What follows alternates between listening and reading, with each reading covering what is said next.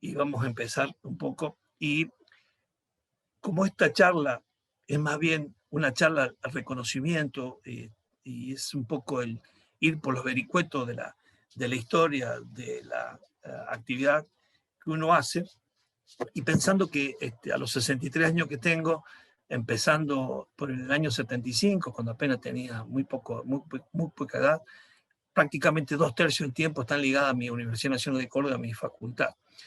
Por lo tanto, ha formado parte muy concreta en la formación mía, la educación pública y en la universidad, que también estoy agradecido.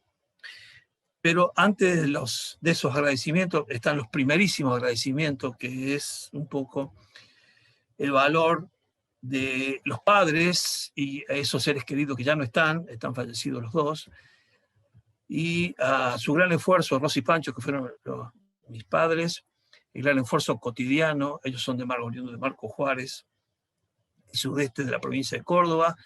Acuérdense que toda la gente de esa parte siempre se va a estudiar a Rosario. Yo era siempre rebelde, quise venir a Córdoba, obviamente.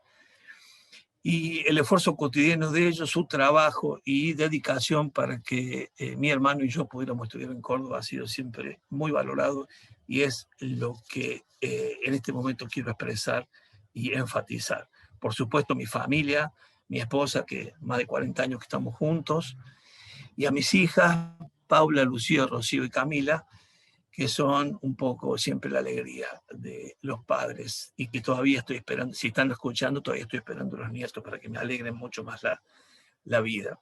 Así que a mi familia, a mi compañera Miriam y a mis hijas, muchísimas gracias por bancarme estos 40 años, Miriam, y más de 30 y pico de años mis hijas. Dicho esto, también soy un producto de la educación pública, de la reforma universitaria, que sin esas ayudas yo no podría haber estudiado como mucha gente, y difícilmente estaría sentado acá si no hubiese sido por el aporte de la educación pública argentina. Estas son algunas fotitos de déjenme que ponga el puntero láser, que me faltaba.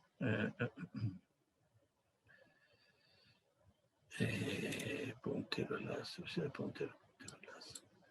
Por supuesto, mi facultad, mi universidad, el aspecto del patrimonio, declarado patrimonio internacional por la UNESCO, sus inicios, mi facultad de ciencia química y mi SICIBI, que me han tenido cobijando todo este tiempo.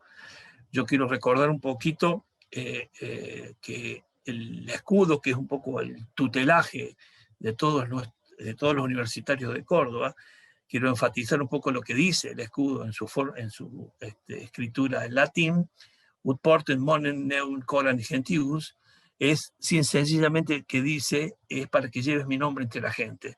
Y cada vez que damos una conferencia, hablamos y vamos recorriendo un poco distintas latitudes, contando un poco la ciencia que hacemos, siempre hay que recordar y nunca olvidar el origen de dónde venimos. Eso es siempre muy importante, no olvidar el origen de dónde venimos. Siempre sirve para saber dónde tenemos que ir, mirar de dónde hemos venido y qué caminos hemos recorrido. Antes de esto también, porque sé que están escuchando y forma parte también de mi reconocimiento, hay un reconocimiento muy especial a una tía muy querida que tengo, Marco Juárez, que está a punto de cumplir 90 años, y su marido fallecido, mi tío Ricardo, que ha sido siempre muy, muy, muy generosos conmigo, y a ellos también un recuerdo y un beso a mi tía, que seguramente me está escuchando. Y esto para ella tiene un valor y un significado tremendo. A ella le mando un beso. Dicho eso, también, antes de hablar un poquito de mis comienzos, esas cosas, quiero hacer un recuerdo a José Luis Dañote, tristemente fallecido este año, comienzo de año, y que fue el vicedirector del SICIBI, que me acompañaba desde octubre de 2015, Pepe, de una personalidad y una humildad y una generosidad marcada. Habíamos constituido un poco el grupo que comandaba el SICIBI, y que quiero hacer una memoria de él, porque al comienzo de mi titularidad como director, con el doctor Dañotti empezamos a tratar de gestionar la institución científica del CQB junto con el Departamento de Química Biológica, forma académica, en forma conjunta, consensuada, y haciendo énfasis en la doble dependencia que tiene en los institutos conicetianos en la Universidad Nacional de Córdoba. Entonces, de forma coordinada, y esto con Pepe lo mantuvimos rajatabla y hoy lo seguimos con quien me acompaña. Así que un recuerdo a él que me parecía que debía hacerlo porque me ha acompañado en la gestión en los últimos 4 años. Mi inicio en ciencia y el contexto, obviamente. Ingreso en ciencias químicas en el año 1975 y egreso como bioquímico en 1979. Por supuesto, en el año 1976 fue el golpe de Estado, la facultad, la universidad estaba en un contexto muy complicado, época de dictadura, pero por suerte hay recuerdos de estudiantes que aún nos juntamos en la promoción 1979 y de profesores que eran muy contenedores en el contexto de esa época que era plena dictadura. Recuerdo con mucha alegría los teóricos de Macaño, los teóricos de Barra, los teóricos del doctor Liva, los teóricos de Noboni, Carlos Martín también nos dio varios teóricos en esa época. Recuerdo con mucho cariño también a algunos profesores en los seminarios de físico-química y química, como por ejemplo a Argüello, al profesor Argüello, que en esa época era muy joven y nos daban con una precisión matemática todos los seminarios que podíamos dar. Y para esa época era muy común y como una forma de contención a aquellos alumnos más inquietos, había comisiones especiales en la cual teníamos que anotarnos y una forma de ubicarnos con algunas inquietudes. Y por ejemplo, me recuerdo muy frescamente la cursada de Físico-Química 1 con la doctora Teri Basita. En esa comisión estaba Ezequiel Leiva, Carboño, Sara Palacio, Silvia Quibatiniz, Gloria Iranzo, Raúl Tacone, Raúl Carboño, no sé si me lo olvidé nombrarlo, y ahí estábamos, y muchos de ellos, si no la mayoría, terminó siendo profesores y destacados investigadores de la facultad. A ello y a ese recuerdo también valoro muchísimo. Ya un poco entrando en mis inquietudes personales, yo recuerdo, pero muy bien, que cursando Biología General, doctor Panceta, que era profe del Departamento de Química Biológica, dando un teórico de membranas biológicas, daba como novedad y llevó y hizo un resumen del famoso paper de Singer y Nicholson del Science de 1972, donde proponía el modelo mosaico fluido de membranas biológicas. Escribió la cita en la pizarra, yo la anoté, me fui a la biblioteca, saqué, fue mi primer reprint en inglés que pude leer, o que intenté leer, que me llevó casi un mes.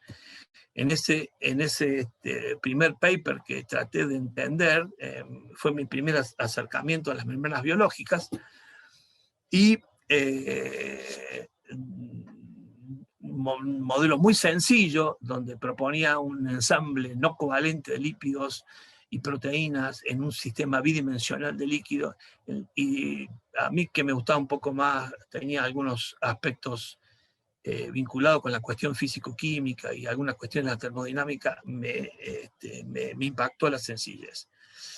Después de eso, mi interés por hacer investigación, fui al Departamento de Química Biológica en el año 78, por supuesto me recibe el doctor Caputo, de corbata, y educadamente me dice que aún no reunía.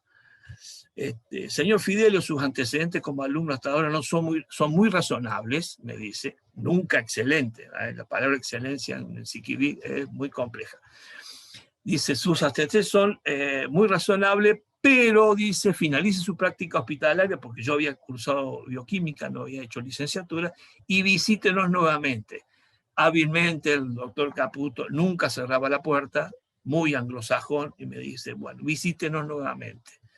Bueno, le digo, en los 6, 8 meses vuelvo a visitarlos. Bueno, entonces Vuelvo en el año 1979, termino el practicanato hospitalario. Ahí recuerdo también que me tomó examen, los últimos exámenes estuve con Clelia Riera, recuerdo exactamente todavía lo que me preguntó en esos exámenes.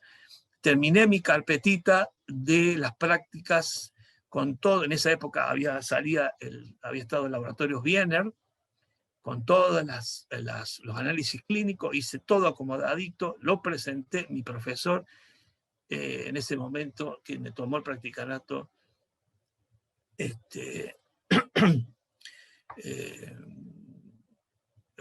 ¿cómo se llama? El recientemente fallecido, se me pasó el nombre, me recibió, Mario Aldao, me recibió, me tomó el examen, me dijo muy bien su carpeta, me tomó la nota, me dio el aprobado y ahí nomás con la carpetita archivada me fui otra vez al Departamento de Química y Biológica a preguntar otra vez por el doctor Caputo, por supuesto.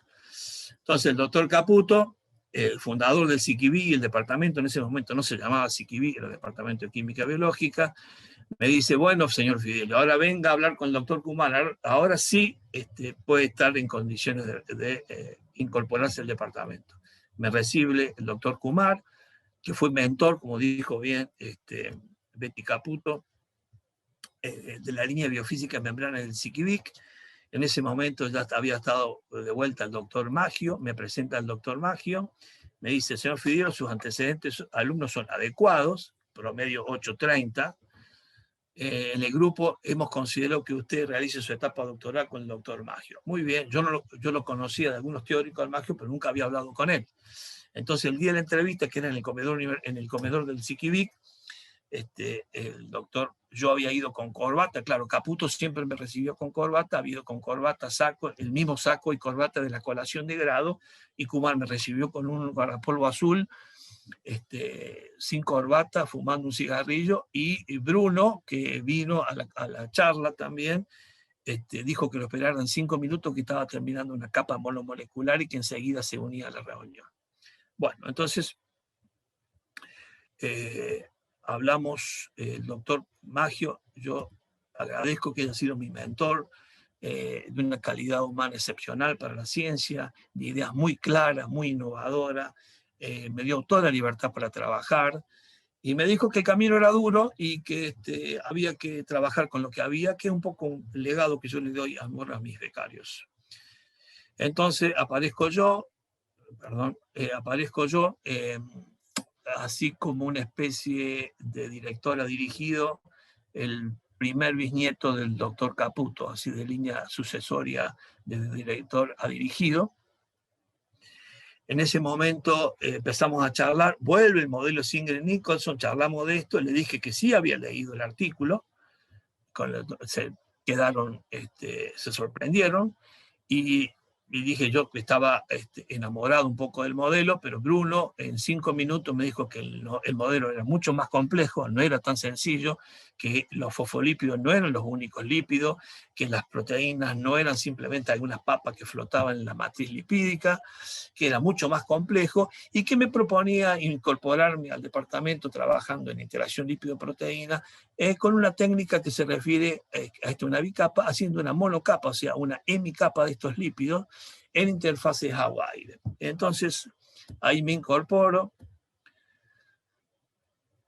me dan el trabajo, un trabajo liminal en biofísica de membranas del departamento, que es Surface Behavior Gangliosides and Related Glycophingolipids, que habían publicado con Maggio, Kumar y Caputo en el año 78.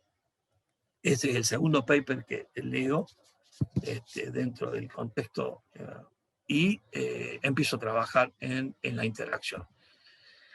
Mi tema de tesis, obviamente, interacción de proteínas solubles y de membrana con fosfolípido y glicofingolípido. Hay toda una conexión, que por eso empiezo un poco con esto y termino con lo más moderno o más actual que estamos haciendo. ¿Qué es lo que es una capa monomolecular? Una capa molecular consiste en hacer un film de una sustancia anfipática, que puede ser proteína, lípido, cualquier cosa anfipática que no sea soluble en agua o parcialmente soluble en agua. Entonces hay una metodología. El primer equipo de monocapa fue hecho totalmente en Córdoba por el doctor Maggio y Kumar, se comprime, se toman lo que se llama isoterma de compresión, que grafico en esta parte del slide. Acá se toman los parámetros termodinámicos, perdón, los parámetros moleculares del área que ocupa. Esta técnica fue utilizada para medir el área molecular de un ácido graso, el área molecular de un fosfolípido, todas las áreas moleculares de los glicofosfolípidos que hizo Bruno y Kumar, y con este modelo se basó en modelizar la bicapa lipídica de acuerdo un poco a las membranas y a la cantidad de lípidos que tenían los glóbulos rojos en el año, por allá por el año 50, 60. Perdón. Y lo que es también importante es la máxima estabilidad. ¿Por qué digo esto? Porque vamos a ver que entre 30 y 40 milinewton por metro es más o menos la estabilidad de una membrana de bicapa equivalente, y ahí ocurren las cosas que después al final les voy a contar. Mi tema de tesis se refirió un poco a las propiedades de superficie, interacción de varias proteínas, albúmina, una proteína de membrana, glicoforina, una proteína extrínseca de proteína básica mielina y péptidos antimicrobianos líticos. Este es un péptido que está en el veneno de la abeja, melitina de 26 aminoácidos, todas las propiedades. Y una cosa en la cual ya acá empezamos a percibir, en la cual Bruno con su agudeza había visto que es lo que trato de señalar ahora, que dependiendo un poco de la interfase, el ancho que se asuma, la concentración bidimensional de una proteína puede ser tan alta como hasta 700 miligramos por mililitro, impensable en un tubo de ensayo. Por lo tanto, ese sistema de membrana con proteínas muy acumuladas, muy concentradas, la única forma de poder concebirla en forma experimental, una de las pocas formas es a través de haciendo capas monomoleculares, imitando a una interfase de membrana. Entonces, en conclusión, que había algunas proteínas que tenían alta estabilidad de membrana, algunas menos, y la alta concentración de proteínas en la interfase, que después lo vamos a tratar cuando veamos amiloides, y que las propiedades que se adquieren en interfase es independientemente de cómo se ponga la proteína en la superficie. Eso hubo como 4 o 5 publicaciones. Tengo algunas fotos de esa época. El viejo equipo de capas monomoleculares trabajando a distintas temperaturas. Este es Bruno y conmigo en la primera presentación del póster en un congreso. El hijo de Alejandro Palladini, el que se ve acá. Una vieja foto en que estamos los 4 becarios de Bruno de ese entonces, con sus modelos moleculares, el doctor Bianco y el doctor Montich, y Bruno muy joven, ¿sí? Y acá cuando egreso como doctor, y el doctor Kumar es el que me da, tuve la suerte que sea él, que me diera el título de doctor. Después tuve una etapa postdoctoral, perdón.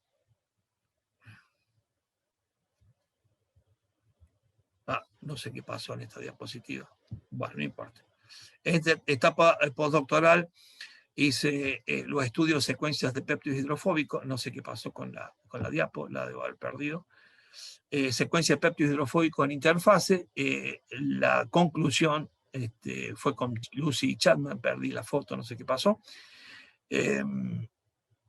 La conclusión es que estos péptidos muy hidrofóbicos se parecen a los lípidos en su comportamiento superficial, así que la conclusión después me va a servir para los temas más adelante. Eso fue en Londres, en la Universidad de Londres.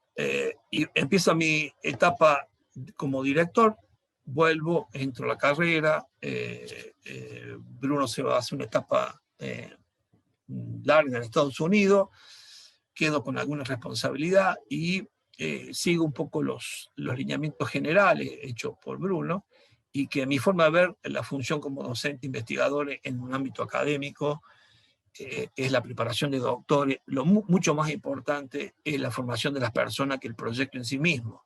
En Argentina los proyectos se construyen de acuerdo a las posibilidades que tenemos y qué reactivos tenemos y qué equipos tenemos, porque es muy difícil la pregunta en la cual porque hay que adaptarse a las condiciones que uno tiene en el laboratorio. Entonces el proyecto de investigación es apenas un puntito de luz que apenas ilumina e intenta siempre marcar un caminito que ofrece algunas posibilidades para que el becario desarrolle todo su potencial creativo y, muy importante en estos tiempos, tener mucha vocación, libertad en el trabajo, dedicación, estudio y saber que siempre los recursos serán limitados y siempre los logros vendrán por añadidura. Entonces, una de las agradecimientos que tengo que hacer es de haber tenido la suerte de haber elegido a personas que tienen una calidad, a becarios que han tenido una calidad de personas que han sido todos muy generosos conmigo, muy buenos becarios, y muy inteligentes, muy dedicados, laboriosos, trabajadores. Yo no tengo más palabras de agradecimiento a todos ellos, que ofreciéndoles muy poco, entregaron mucho. Hay una cantidad de tesis conducidas antes del año 2000. Ahí está Luis Bagateri, que fue el primero, Julián Daniele, Martín González, Ricardo Madueri, Cristina Arnulfi y Michelina Pincelli. Algunos son profesores. Ricardo ya está jubilado de profesor de agronomía. Martín González trabaja en una empresa biotecnológica en Estados Unidos. Julián es director científico de un laboratorio. Luis es director ahora del INIMEC. Han sido profesoras. Cristina está jubilada. Michelina es profesora en la Universidad Nacional del Sur, en el departamento de física. Estas dos personas son físicas, hicieron su doctorado en física conmigo en temas relacionados a biofísica, y fueron la primera vez que hicimos fósforo 31 en sistemas organizados de membrana. A ello estoy muy agradecido. Y por aquella época la reglamentación de FAMAF no admitía químicos para dirigir tesis, que yo creo que lo han cambiado eso. Entonces tuve que asociarme con Carlos Martín y Ramia para poder hacer la tesis y usar el equipo de NMR de 300 MHz que tenían ellos en ese momento. Así que muy agradecidos a todos, muy buena gente y muy buenos becarios. Ya en la etapa de 2000, María Soledad Selec, Ernesto Ambrogio, que son profesores del Siquivic ahora, Inés Burgo, que es investigadora en ciencias exactas, Yunes Cuartino, que trabaja en el ICITAC, Elisa Mariani, que es investigadora en agronomía, y Alain Bolaño, que es actual tesista. A ellos muy agradecidos también. Habría que agregar ahora una becaria nueva que vamos a dirigir con Ale Vilcaes, que es Natalia Martínez, que en el mismo tema que dejó póstumo el doctor Dagnotti, vamos a hacer lo mejor posible para que ese proyecto originalmente presentado por Pepe siga su curso y esta becaria termine su tesis en esos temas propuestos hace un año por el Pepe. También he tenido direcciones de algunos postdoctorados. No soy muy amante de los postdoctorados porque considero que 2 años es muy escaso para los postdoc. Un año toman un poco la mano, después al segundo año están pensando dónde van a seguir su carrera, y lo ideal serían 3 años, por eso prefería siempre hacer tesis, pero bueno, Sadico Sisasi hizo una temporada conmigo, después su tesis con Panceta, Benjamín Caruso se unió en 2013-2015, y actualmente Cecilia Basti, que trabaja en algunos aspectos junto conmigo y Pablo Rodríguez. Estos son un poco lo que quiero mostrar acá. Es una diapositiva de todas las personas en las cuales han firmado papers conmigo. En verdecito son los becarios, o postdoc, o pasantes en el lab. En celestito son investigadores del Siquivic. Tengo trabajo firmado con la doctora Lac, con Silvia Chivatini, con el doctor Héctor Barra Grande, padre.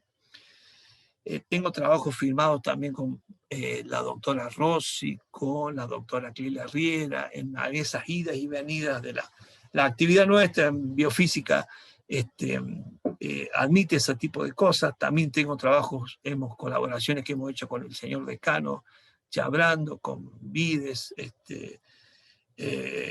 no me acuerdo alguien más, pero bueno, con Hugo Luján, en fin. Los investigadores extranjeros están en rojito, que ha sido, toda la experimentación y toda la actividad siempre ha sido cabotaje. Hemos ido afuera y nos hemos unido con grupos para tratar de ser más competitivos, fortaleciendo un poco los lazos y tratando ya sea de adquirir reactivos o péptidos o alguna técnica o una metodología que no teníamos.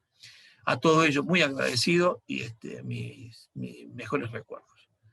Pero como es difícil nombrarlos a todos, esta diapo más o menos un poco representan a ellos.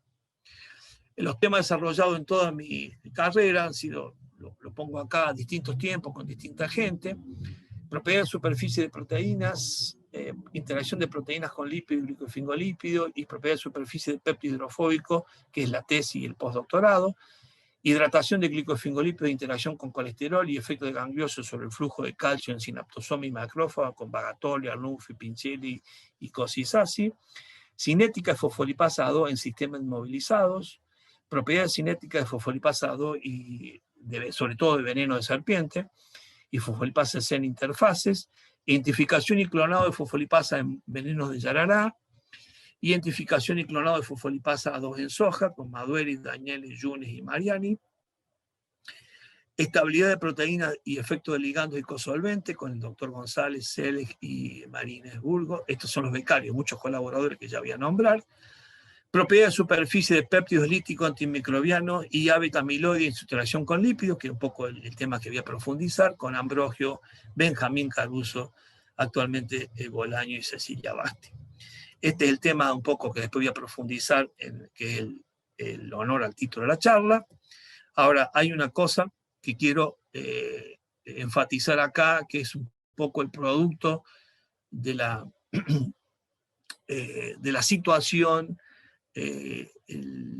cierta viveza criolla y un poco de dedicación, coraje, y que es un poco este tema, que es estabilidad de proteína, efecto de ligando y cosolvente, en la cual acá tengo que agradecer la generosidad del doctor Carlos Argarañá, en la cual en forma conjunta hicimos un trabajo en el cual ha sido muy citado, que es la cita que más tengo con relación a mi carrera académica, y que voy a tratar un poco de sintetizar brevemente, porque en este homenaje yo quiero agradecer este aspecto porque para mí fue muy importante. Primero, esto empieza un poco cuando falleció Federico Kumar, o antes.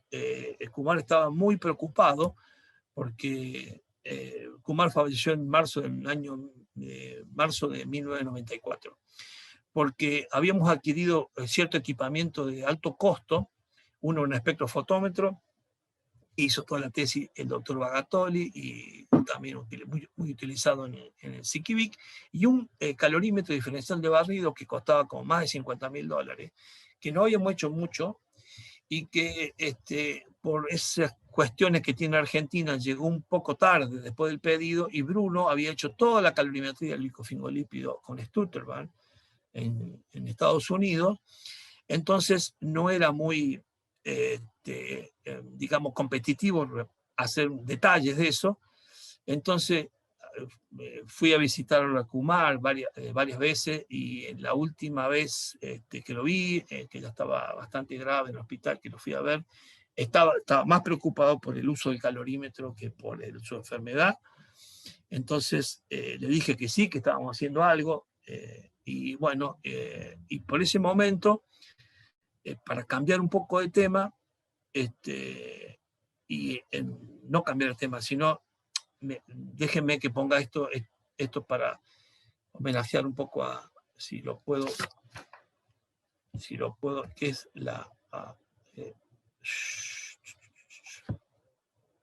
si puedo pasar yo creo que acá lo que tengo que pasar es cambiar el puntero.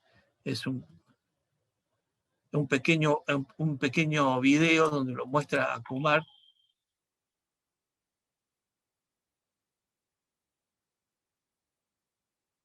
Lo muestra un poco a Kumar trabajando en el laboratorio y charlando con Macioni en la época que están haciendo la cuestión del convenio con la provincia por el test de la toxina colérica, que por el año 90 y pico, 92, 91, por ahí. Un homenaje al doctor Kumar, que me parece que era...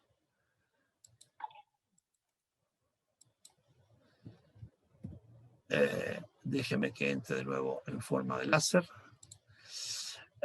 Entonces, pensando un poco qué podíamos hacer con el calorímetro, y la idea, ¿no?, que los proyectos se basen en el equipamiento que uno tiene y no a veces en las ideas que puedan surgir. Había salido un paper reciente que de alguna forma ligaba la estabilidad de proteínas con efectos con ligandos.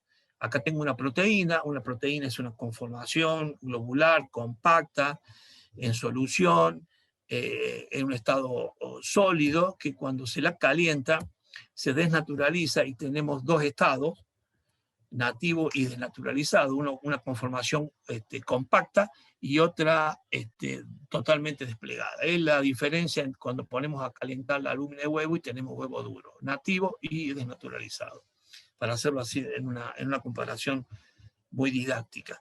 Estas proteínas, cuando interaccionan con ligandos, bajan su energía libre, se estabilizan su conformación, porque a causa de la disminución de la energía libre por la interacción ligando, una cuestión termodinámica, y cuando se las calienta, su estabilidad aumenta.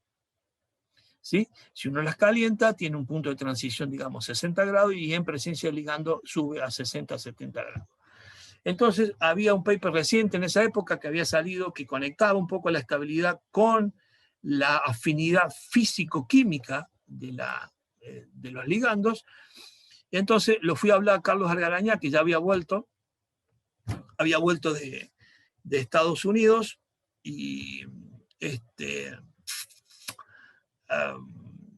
teníamos la proteína, había clonado la proteína que se llama streptavidina con Charles Cantor, le ha ido muy bien, una cuestión de punta. Se sabía que la constante de afinidad era muy alta, por 10 a la 15, que era un modelo experimental muy novedoso. Éramos los únicos que teníamos la streptavidina, era muy poca gente que tenía calorimetría. Digo, bueno, hagámoslo.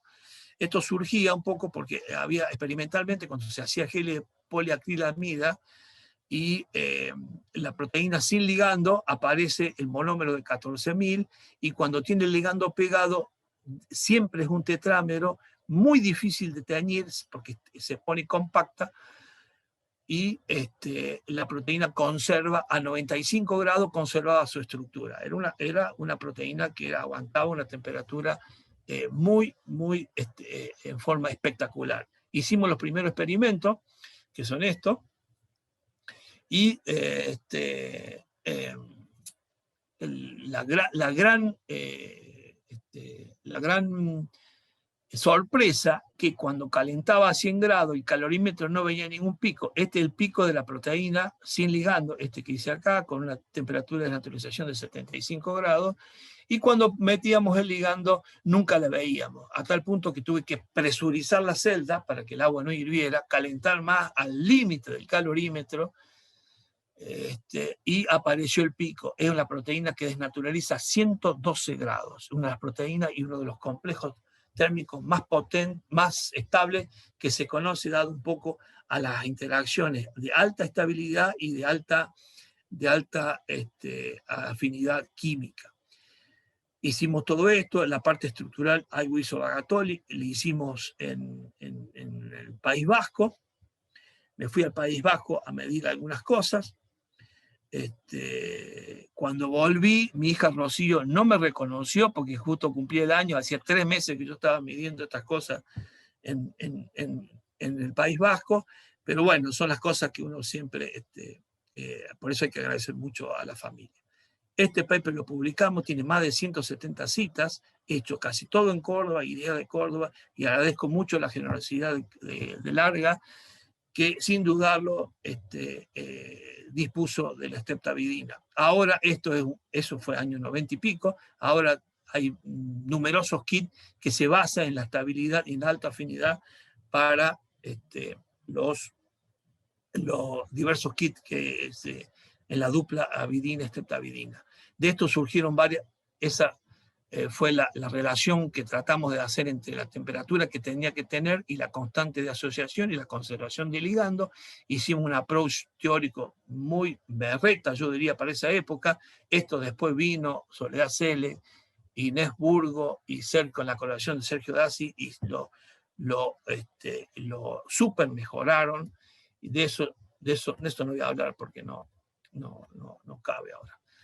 Se hicieron tres tesis, todos estos papers se publicaron a través un poco, pobre Kumar, no tuvo tiempo de ver un poco el éxito del calorímetro, pero bueno, hay papers que han sido citados 172 veces, hay papers que hicimos avidina, streptavidina, después con el ARGA, que fue citado 100 veces, ahí después trabajamos con albúmina y Suárez Selec y Montisti, un paper hecho totalmente en Córdoba con albúmina y un ligando que ha sido citado 140 veces, en fin, y varias asociaciones y colaboraciones.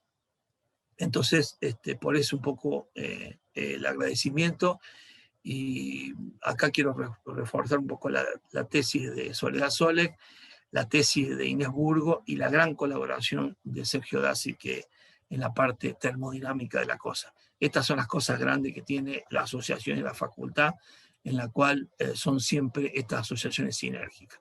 Hablemos un poco del Alzheimer. Esto fue un poco al final. Un poquito de historia. El Alzheimer un poco nace con la inquietud de este señor alemán, se llama Alois Alzheimer, que tenía una paciente que se llamaba Augusta D., en la cual tenía un desorden, amnesia, y un desorden de escritura, un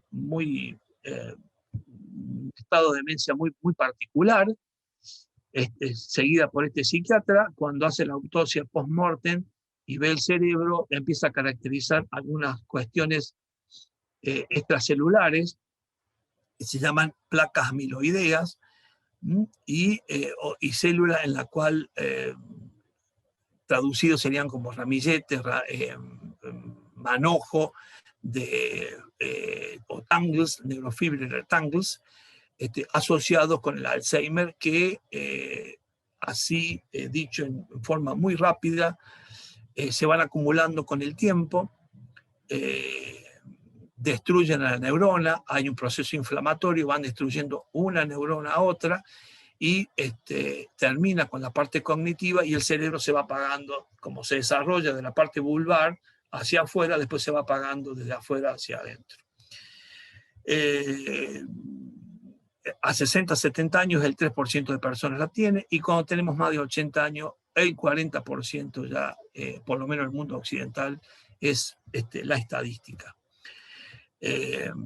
La gran tendencia mundial de esto es, primero, tener test bioquímicos que traten de predecir un poco el estado con 1 o 2 décadas de anticipación.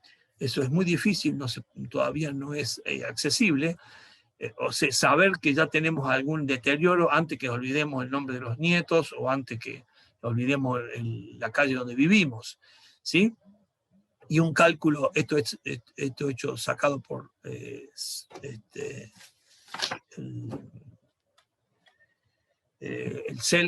CELCO, que es una de las mayor eminencia mundial en este tema. Y una cuenta muy sencilla, más o menos 40 millones de pacientes la sufren hoy. Asintomáticos se calcula más de 100 millones de personas. Y sería un gol farmacéutico tener un simple fármaco que eventualmente mitigue, porque hay un problema con el medical care, sobre todo en los países centrales, el cuidado de los ancianos, que tiene un costo adicional que sería mucho mejor si no tuvieran Alzheimer. Si algo que mitigue la acumulación de beta amiloide en el cerebro, con un medicamento que cueste, no sé, $10 por mes, $120 por año por paciente, eso más o menos refleja entre 12.000 y 15.000 millones de dólares por año a la empresa farmacéutica, de manera que la guerra por esto es total y están muchos grupos abocados un poco a mitigar con algún fármaco la agregación de estos. ¿Qué es? Es muy sencillo, ya sencillo explicarlo, ¿no es cierto? Hay una forma hereditaria, una forma esporádica, hay una acumulación de un péptido que se llama A-beta 40 y A-beta 42, que hay una distrofia a nivel de la membrana celular. Hay varias hipótesis, yo sigo la hipótesis o consenso que se llama hipótesis beta-amiloidea. Este péptido se acumula, se agrega, induce alguna ruptura de la homeostasis de la membrana o de la célula y de alguna forma altera, se genera lo que se llama las neurofibrilar tangles o formada por la hiperfosforilación de la tau. De esto ya habló Alejandra Alonso en una conferencia hace un par de semanas. Ella es más de la teoría de la hiperfosforilación de la tau, yo soy de la línea del beta-amiloide, y esto lleva a la destrucción, muerte celular, y se muere una célula, se muere dos, se mueren tres, se mueren más, cambian las conexiones y va irreversiblemente la demencia. Este es un poco lo que sucede.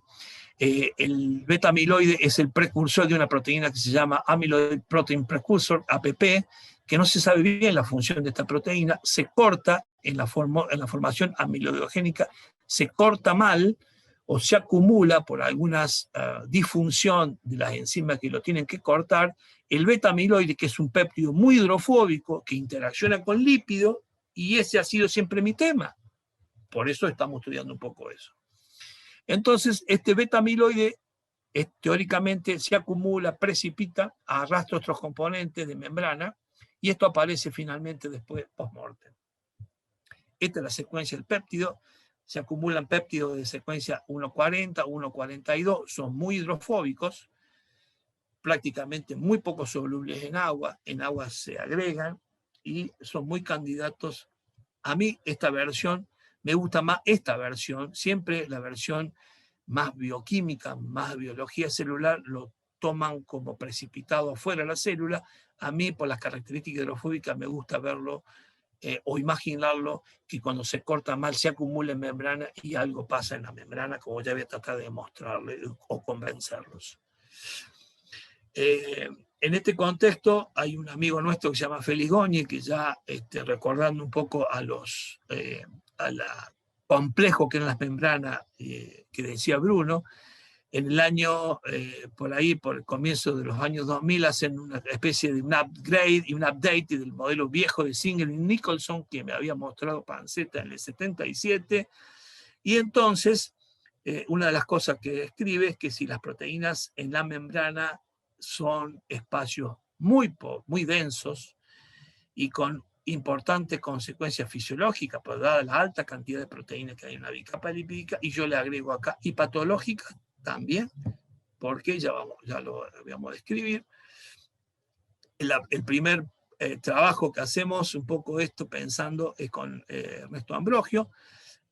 Publicamos por primera vez la isoterma del péptido A-beta 1,42 en el año 2005, creo que es, y ya veíamos que tenía cierta estabilidad de membrana, se parece un lípido, pero no tanto. Su mezcla con lípido era muy compleja, no parecería que se mezclara bien como otros péptidos hidrofóbicos. Esto lo describimos, este paper tiene más de 100 citas, y en algunas condiciones el péptido, en ese momento no vimos fase en la interfase, ni no vimos, digamos, experimentalmente, no las investigamos. Y por ese entonces, Ambrogio y Bagatoli habían puesto en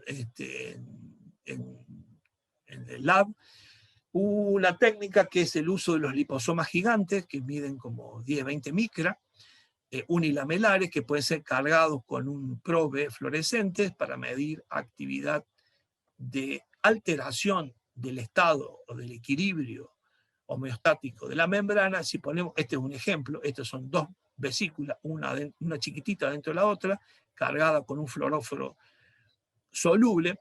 Si la pinchamos con una molécula, como es un péptido antibiótico, la proteína el liposoma se vacía completamente, y esa forma de perturbación de medir membrana y ruptura de la integridad del equilibrio de la bicapa, hecha con algunos péptidos antibióticos, junto con lo que se conocía de Luis en su experiencia con los liposomas, fue publicado en 2005 con toda una serie de péptidos líticos. Este paper tiene más de 170 citas también. Agradezco a los colaboradores. Y entonces dijimos, bueno, ¿y por qué no probamos el beta-amiloide si está postulado que es una proteína tóxica de la membrana? Y así fue.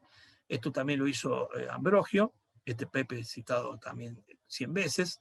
Probamos dos cosas: la actividad lítica del beta-amiloide y su capacidad de distorsionar la elasticidad de la membrana con una técnica en la cual se fabrica un liposoma, se lo chupa con una micropipeta y se ve hasta qué fuerza es capaz de aguantar cuando se la succiona,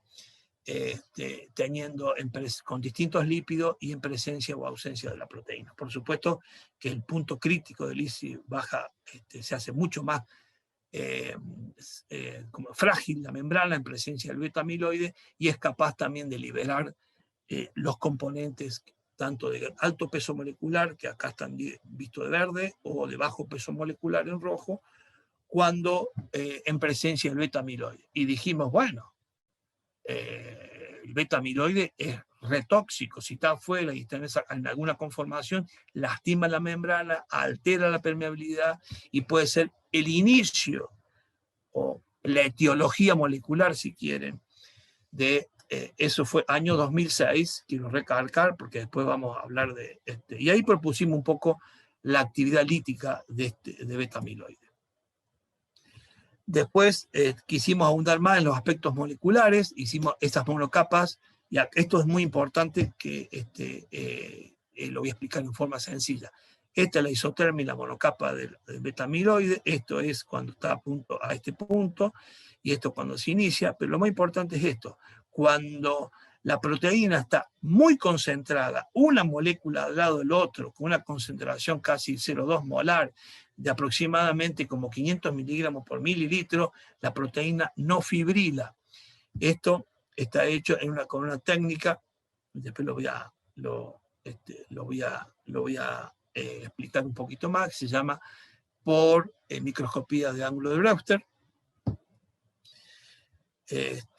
Esto lo voy a pasar. La conclusión es que el beta-amiloide, en esa estructura super beta que tiene en capas monomoleculares, es un sólido, es una piedra muy con alta reología, parecido a los lípidos más duros, de manera que ya teníamos alguna idea de cómo se comportaba esta proteína cuando estaba pura, muy diferente a un péptido lítico como melitina, de manera que entonces los mecanismos podían ser de perturbación de la membrana diferente a lo que era un péptido lítico. Esto lo voy a pasar. Y acá viene lo más interesante. Esto es un poco lo que se llama microscopía de ángulo de Brewster. Uno tiene una monocapa, pone los lípidos, las proteínas formando un film, y le pega luz, un láser a un determinado ángulo, eso refleja, y si hay inhomogeneidades, distintos tipos de fase o alguna perturbación del estado homogéneo de la interfase, se puede ver a través de microfotografías en el nivel microscópico. Entonces, cuando mezclamos un lípido dimetilfosfatidilcolina, que es un lípido típico líquido, con beta-amiloide, a medida que íbamos comprimiendo, se iban formando esta especie de fibras, que nos sorprendió gratamente, obviamente, porque, bueno, dijimos, bueno, el lípido es capaz de inducir fibras amiloides. Esto es una fotografía un poco más a mayor escala. Fíjense, esto es pura proteína, nada de fibra. Acá la proteína está al 10% en área con el lípido. ¿Sí? El lípido es prácticamente la fase mayoritaria y muy poca proteína, sin embargo, no le gusta el lípido, no se mezcla con el lípido, hace una fase distinta y fibrila o forma esta estructura que para nosotros es... después esto lo tomó un poco a la tesis de Alain, lo hicimos con un lípido muy abundante en cerebro, que es POPC, que aumenta paradójicamente a medida que envejecemos, y obviamente vemos a unas proporciones muy bajitas de proteína estas fases inhomogéneas relacionadas con fibras de beta-amiloide, pero cuando el lípido es un lípido sólido, en la cual no es líquido, no lo hace. O sea que necesita un determinado ambiente físico-químico de interfacial para que el amiloide fibrile de esa forma.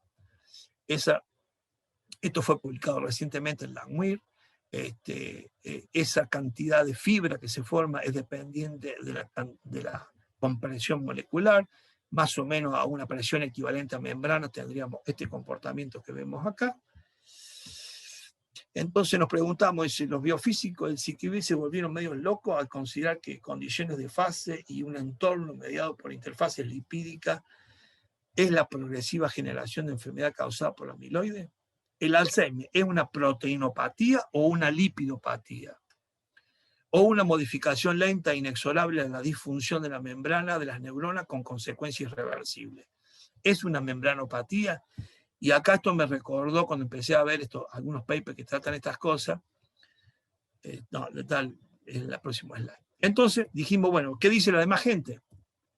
Este es un paper, este es una especie de issue de BB-ACTA de 2019. Hace el modelito, amiloide, que se solubiliza, forma la fibra y es depositada en la membrana con cambio de la homeostasis. Este es un modelo. Los modelos nuevos, claro, porque después en post-mortem, cuando uno va a ver las placas amiloideas, hay beta-amiloide, glicoproteína, lípidos, glicolípidos, y una serie de cosas mezcladas que es mucho más compleja. Entonces las nuevas visiones son que de alguna forma los amiloides sacan lípido de la membrana, forman algo así como corpúsculos membranolípidos o peptidolípidos, precipitan e interaccionan nuevamente con la membrana. Ese es el modelo propuesto en 2019 en un BB-ACTA Special Issue. Me adentro un poco más al que dicen los competidores, y bueno, esto me hace acordar a un paper que hizo Bruno en el año 83, cuando describía un poco los efectos neuroquímicos cuando hablaban de enfermedades desmielinizantes, en la época que estudiaban interacciones lípido-proteína. Muy parecido, pero el mismo enfoque teórico o conceptual con adaptado a beta-amiloide.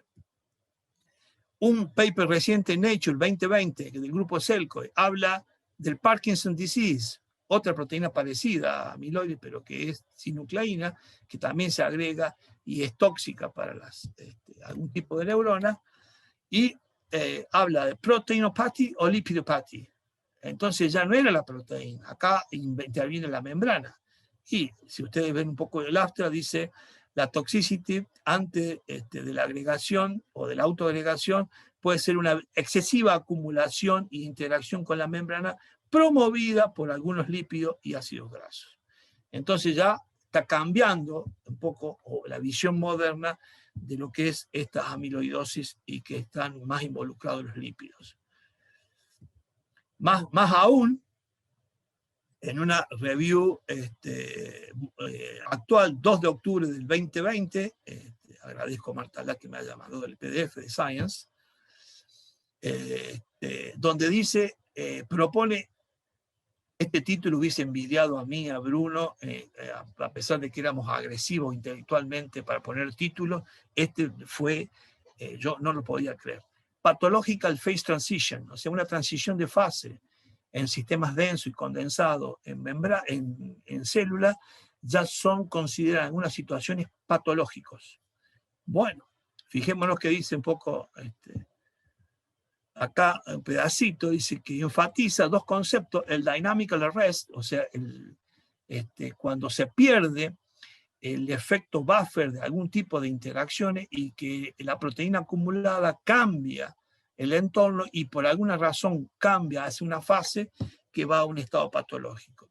En este paper lo que ponen como modelo, dos modelos, el clásico, la diffusional protein, puede ser alfa-sinucleína o lo que quieran, o beta-amiloide, tiene alguna nucleación, la nucleación después tiene un molde, un template, se hace la fibra y esta fibra de alguna forma es tóxica.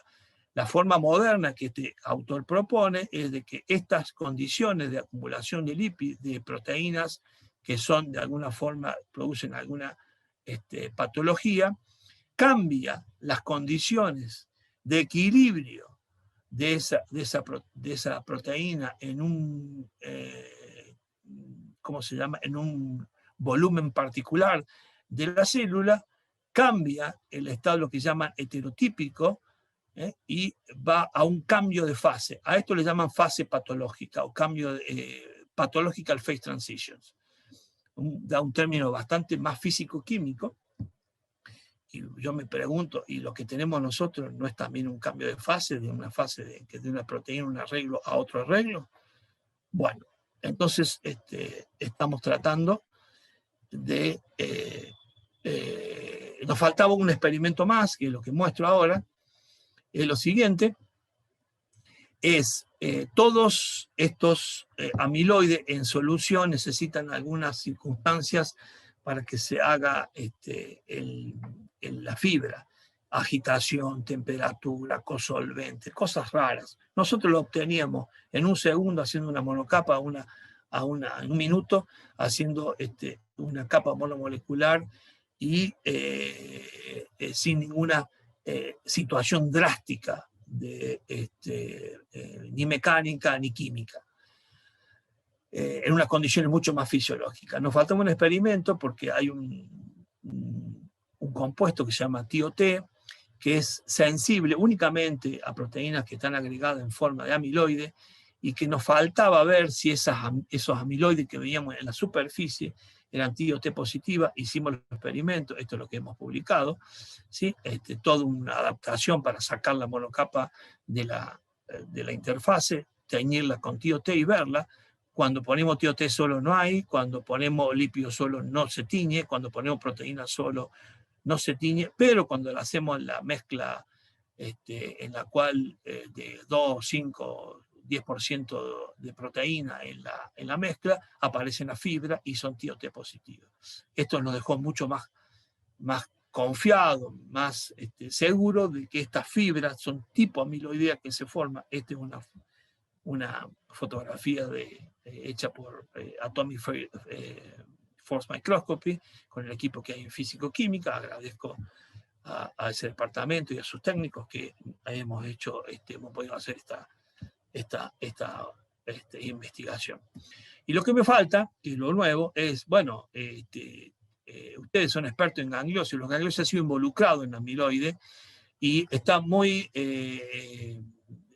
¿cómo se llama? Dudosa la cosa. Hay algunos dicen que los gangliosidos inducen la amiloide, hay otros dicen que los gangliosidos en realidad desfavorecen la formación de amiloides en membrana. Entonces, hicimos experimentos estáticos, mezclamos gangliósidos, y esto es el típico con fosfolípido. Ya cuando metemos un poquito de gangliósido, las membras, las fibras tipo amiloide empiezan a desaparecer, cambian de forma, no son iguales. Esto lo estamos completando, no lo tenemos terminado todavía. Y quisimos hacer una forma más dinámica, que se la quiero mostrar, que la estamos perfeccionando. Es claro, la pregunta, ¿esto es dinámico o es una vez que se forma es irreversible? Y bueno, sacudiendo un poco la cabeza cómo podíamos hacer esto, la tecnología que tenemos lo permite. Hacemos una tapa monomolecular separada por una barrera. De un lado ponemos lípidos gangliósidos, de otro lado formamos las fibras, levantamos la barrera, miramos qué hay acá primero con el microscopio de ángulo de Brewster, levantamos la barrera, por gradiente de tensión superficial las interfaces se mezclan, pero no se desorben, y aparentemente las fibras cambian el estado y por lo menos no muestran la misma apariencia que tenían en la formación. De manera que lo que nos dice esto, que estoy muy entusiasmado con este experimento, es que dinámicamente pueden ser realizados con interacciones laterales.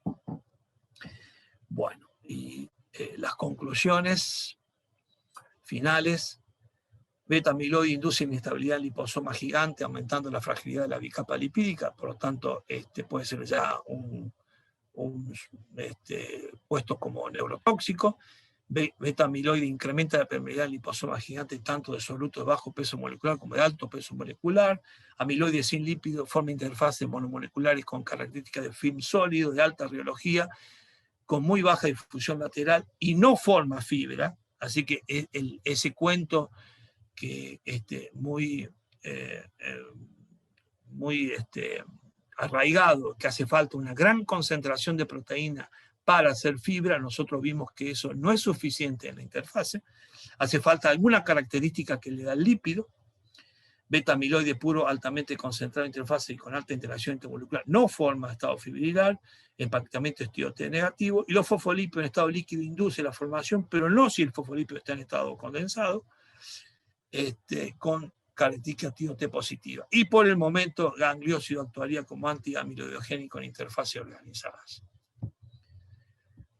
Eso sí, ahí está. Ahora, eso es todo lo que tenías para contarle, parte de mi vida y parte de la parte experimental. Muchísimas gracias por la paciencia.